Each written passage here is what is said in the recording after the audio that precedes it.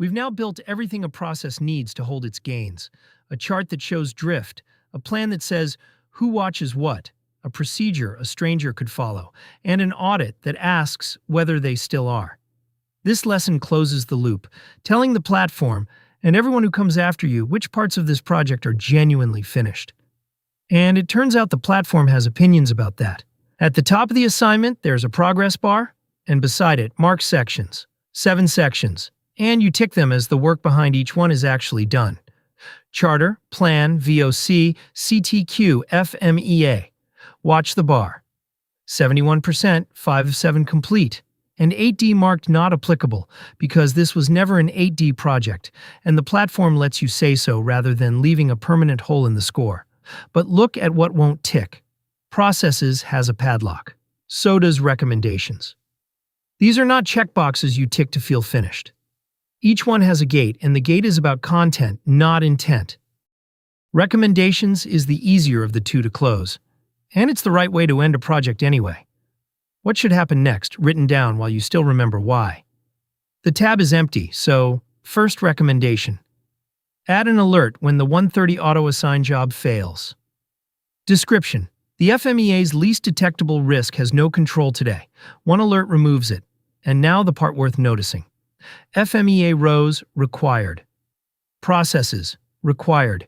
You cannot file a recommendation here without saying which failure mode it answers and which process it touches. Auto-assign job fails silently.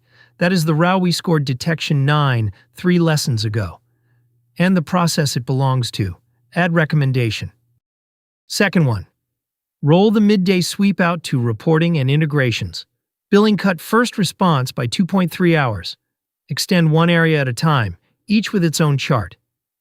This one answers 2 failure modes rather than 1. Severity misjudged during the sweep and sweep not run knowing nas, because those are the 2 risks that travel with it to a new team. And read the line at the top of the section. Each recommendation carries a baseline of the data it claims to move, and sanity checks that catch the obvious double counts. That is the difference between a recommendation and a wish.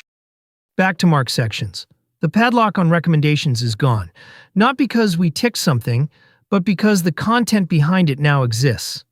Ticket, 71 to 86%, 6 of 7. And processes is still locked, honestly, because our data doesn't satisfy its rule. A process with at least 1 SIPOC entry and at least 1 measurement.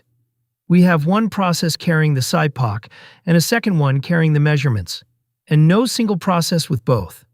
The platform will not let us paper over that. And it is right not to. One last thing in the go-to menu. Sustain when grayed out, labeled on complete.